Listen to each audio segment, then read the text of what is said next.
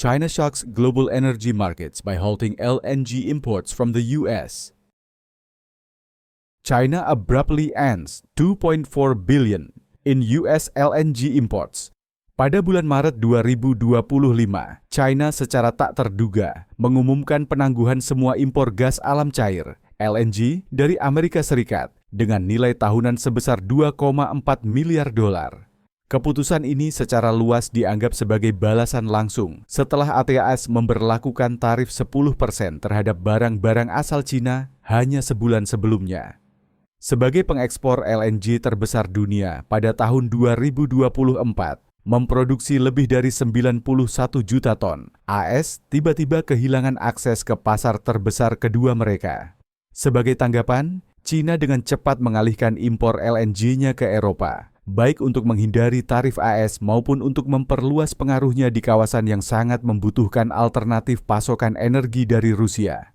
Wah, benar-benar seperti putus cinta mendadak. Baru saja saling berdagang miliaran dolar, lalu, boom, Cina langsung tekan tombol, berhenti langganan. Gimana menurut kalian? Haruskah ASM kasih kupon diskon buat balikan? Tulis tebak-tebakan kalian di kolom komentar. Yuk lihat siapa yang bisa nebak gebetan energi Cina berikutnya.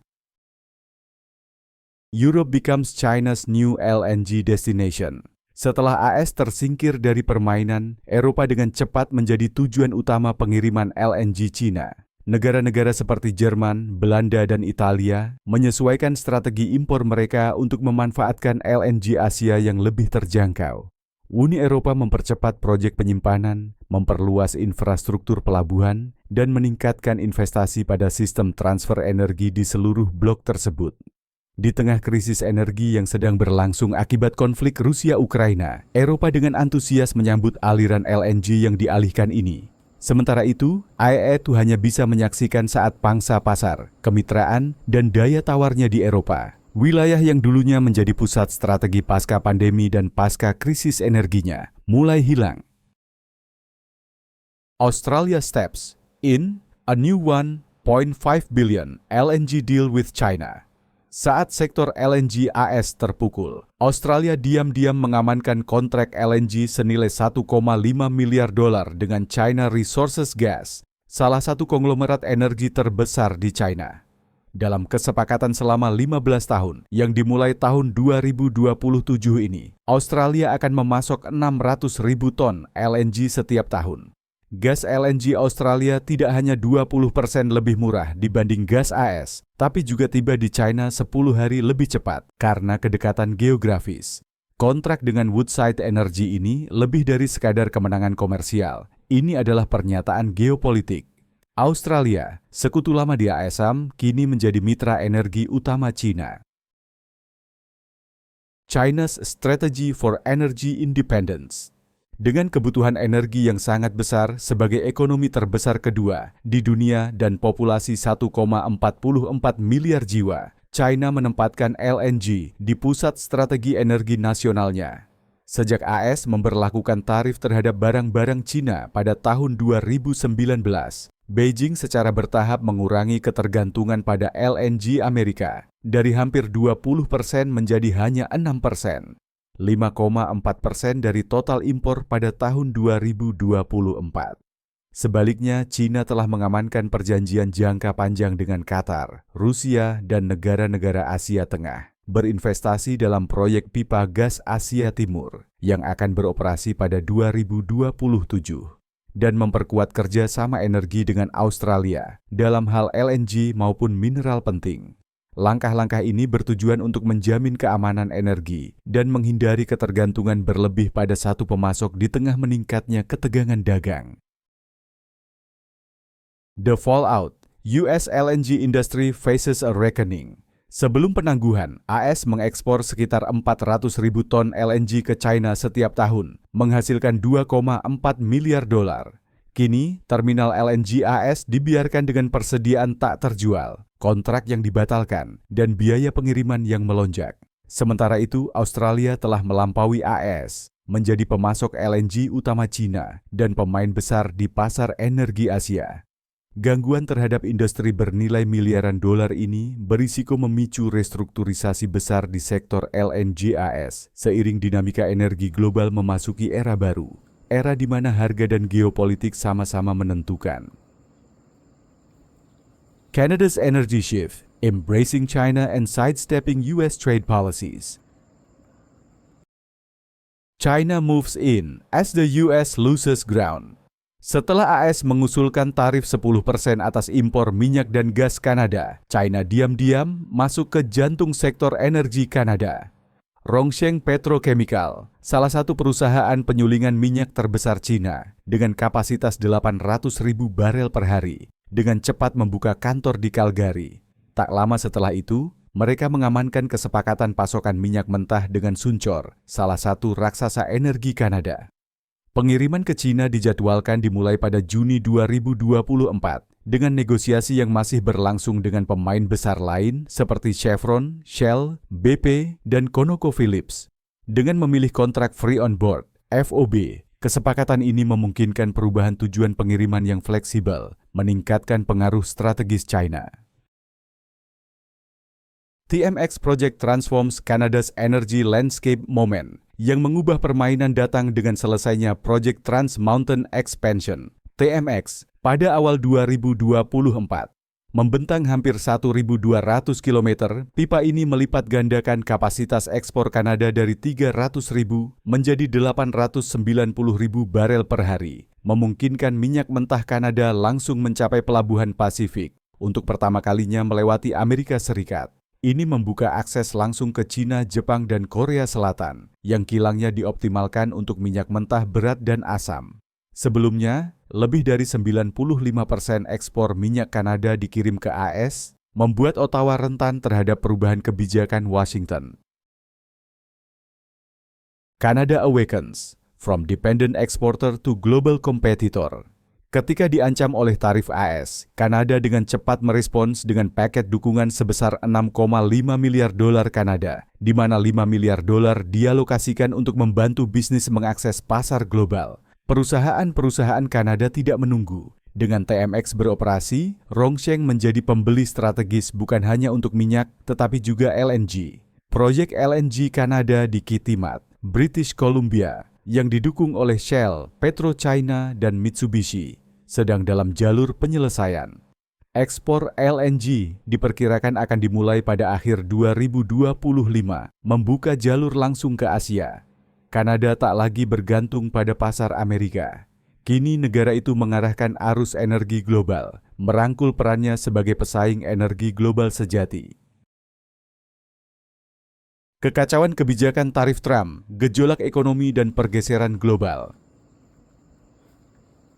Tamparan tarif, dari retorika keras ke kebijakan yang tak terduga Donald Trump selama masa kepresidenannya dan bahkan dalam retorika kampanye berikutnya, secara konsisten menggambarkan tarif sebagai senjata ekonomi yang ampuh, cara jitu untuk meningkatkan industri Amerika, menghukum pesaing asing, dan merebut kembali pekerjaan manufaktur yang hilang. Ia terkenal karena janjinya bahwa langkah-langkah ini akan menghidupkan kembali produksi dalam negeri dan mengurangi defisit perdagangan dengan mengemas tarif sebagai tugas patriotik. Namun, begitu kebijakan ini benar-benar diterapkan, bahkan menargetkan mitra dagang dekat seperti Kanada dan Meksiko, realitas pahit ekonomi global pun segera terungkap. Pasar merespons dengan panik. Indeks saham Amerika Serikat turun tajam, angka pengangguran naik perlahan, dan belanja konsumen, tulang punggung ekonomi Amerika, menurun secara signifikan. Dalam hitungan bulan, bisikan tentang resesi yang akan datang berubah menjadi tajuk utama yang keras dan tak terhindarkan yang mendominasi siklus berita. Sifat strategi tarif Trump yang tidak stabil dan tidak dapat diprediksi hanya memperparah kerusakan. Pendekatan hidup mati hidup laginya menimbulkan kebingungan besar bagi bisnis dan konsumen Amerika. Perusahaan-perusahaan merasa hampir mustahil untuk merencanakan masa depan ketika tarif diberlakukan satu hari, dicabut keesokan harinya karena tekanan, lalu diberlakukan kembali secara tak terduga. Ketidakpastian ini menyebabkan lonjakan harga tiba-tiba di berbagai kebutuhan pokok. Harga makanan melonjak, biaya bahan bakar naik tajam, dan barang konsumen sehari-hari menjadi jauh lebih mahal, memberikan tekanan tambahan pada rumah tangga Amerika rata-rata yang sudah bergelut dengan upah stagnan. Kritik, satir, Jon Stewart dan Josh Johnson mengejek kekacauan. Ini kekecewaan publik tercermin dan diperkuat melalui satair yang tajam. Komedian seperti Jon Stewart dan Josh Johnson menjadi pengkritik vokal dari kekacauan ini, menggunakan humor untuk mengekspos absurditas dari kebijakan perdagangan Trump yang terus berubah. Mereka menyoroti bagaimana keputusan-keputusan spontan ini sering diumumkan dengan gemerlap dramatis, hanya untuk diam-diam dibatalkan karena tekanan publik dan pasar, sebelum diberlakukan kembali dalam langkah yang sama kacau. Josh Johnson, khususnya, memberikan pengamatan pedas yang sangat menggema. Harga naik, tapi katanya ini bukan inflasi, cuma semuanya jadi lebih mahal. Candaan ini merangkum rasa kecewa yang semakin besar di seluruh negeri. Melalui satire, para komedian menyoroti kenyataan serius, kurangnya arah kebijakan yang koheren dan stabil, tidak hanya meruntuhkan kepercayaan publik, tetapi juga memperdalam kecemasan ekonomi secara nasional. Pertarungan yang kalah, pasar AF terpukul, sementara China bangkit, sementara Amerika Serikat berjuang menghadapi dampak ketidakpastian perdagangan, tekanan inflasi, dan pertumbuhan industri yang stagnan. China memanfaatkan momentum untuk mendorong agenda ekonominya sendiri. Pada tahun 2024, indeks MSCI China melonjak hingga 28%, mencerminkan kepercayaan investor dan momentum ekonomi yang kuat. Sebaliknya, Nasdaq Al-Ihlassan mengalami penurunan 10,8%, menegaskan kesenjangan yang semakin melebar antara kedua ekonomi ini. Keberhasilan China bukanlah kebetulan. Beijing menerapkan pendekatan disiplin, memangkas suku bunga untuk mendorong investasi domestik, memberlakukan kebijakan moneter yang stabil untuk meyakinkan pasar global, dan menarik gelombang investasi asing langsung, yang meroket sebesar 88,4%.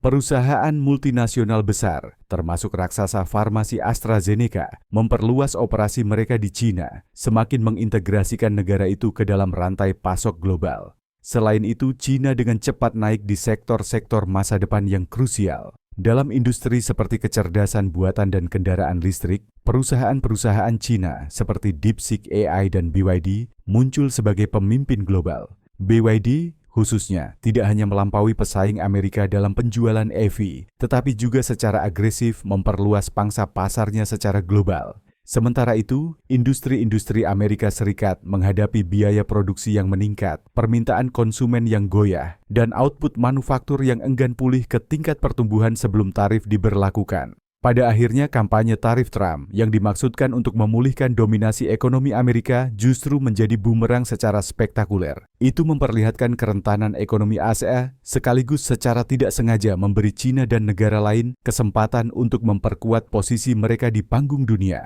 Strategi yang seharusnya menjadi kebangkitan Amerika justru mempercepat pergeseran menuju lanskap ekonomi global yang lebih multipolar. BRICS menantang dolar, tatanan keuangan global yang baru.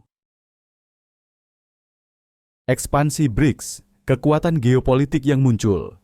Menjelang tahun 2023, koalisi BRICS yang awalnya terdiri dari Brasil, Rusia, India, China, dan Afrika Selatan mengalami transformasi bersejarah. Dengan memperluas keanggotaannya, aliansi ini menyambut 4 negara baru: Mesir, Uni Emirat Arab, UEA, Ethiopia, dan Kuba.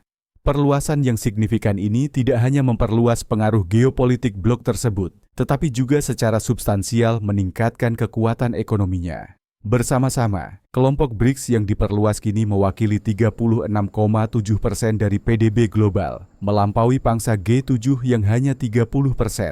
Pergeseran ini menandakan keseimbangan kekuatan baru dalam ekonomi internasional, ketika BRICS berkembang dari koalisi pasar berkembang menjadi kekuatan ekonomi besar yang mampu mendefinisikan ulang dinamika perdagangan global.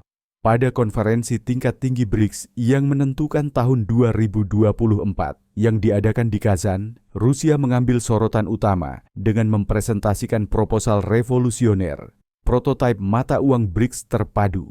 Tidak seperti mata uang fiat tradisional, instrumen baru ini dirancang sebagai uang berbasis emas yang didukung teknologi blockchain yang secara khusus diciptakan untuk memfasilitasi perdagangan lintas batas di antara negara anggota. Tujuannya jelas, mengurangi, jika tidak menghilangkan, ketergantungan global yang luar biasa pada dolar AES. Dengan menggabungkan dukungan logam mulia dan teknologi blockchain mutakhir, negara-negara BRICS sedang meletakkan dasar bagi ekosistem keuangan yang lebih aman, transparan, dan mandiri. Respons agresif Trump Amerika Serikat di bawah kepemimpinan Donald Trump bereaksi dengan permusuhan yang tak terbantahkan. Melihat inisiatif BRICS sebagai ancaman langsung terhadap supremasi keuangan Amerika, Trump secara terbuka mengancam akan memberlakukan tarif menghancurkan hingga 150% pada setiap anggota BRICS yang mencoba beralih dari sistem berbasis dolar. Lebih jauh lagi, ia memperingatkan pemutusan total hubungan dagang dengan negara-negara yang berpartisipasi atau mendukung tatanan keuangan alternatif ini. Trump membenarkan tindakan ekstrem ini dengan alasan bahwa meninggalkan dolar akan sangat mengganggu keseimbangan perdagangan AS dan merusak upaya negara itu untuk mengendalikan inflasi. Retorika agresifnya mencerminkan kekhawatiran mendalam di Washington tentang potensi erosi status dolar sebagai mata uang cadangan utama dunia. Penurunan dolar di pasar energi. Salah satu arena paling terlihat dari pergeseran moneter ini adalah pasar energi global.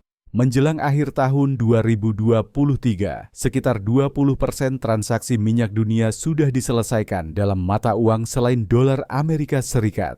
Ini adalah tanda yang tak bisa disangkal dari perubahan dalam praktik perdagangan global. Masuknya Kuba ke dalam BRICS menjadi momen simbolis yang mencolok.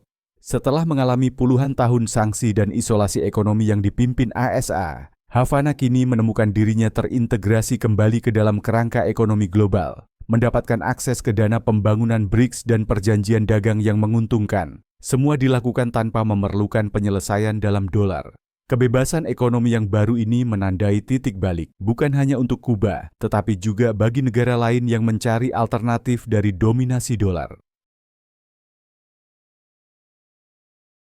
Masa depan multikutub, sedang muncul dinamika kekuasaan global sedang bergeser. China mengungguli AS di pasar energi, Kanada menjadi pemain energi global yang tangguh, dan BRICS sedang menapaki jalan menuju kemandirian finansial dari dolar. Sementara Washington masih bergantung pada kebijakan tarif yang tidak stabil dan menghadapi tekanan ekonomi internal, dunia lainnya sedang membangun aliansi dan kerangka kerja baru untuk perdagangan, energi, dan keuangan.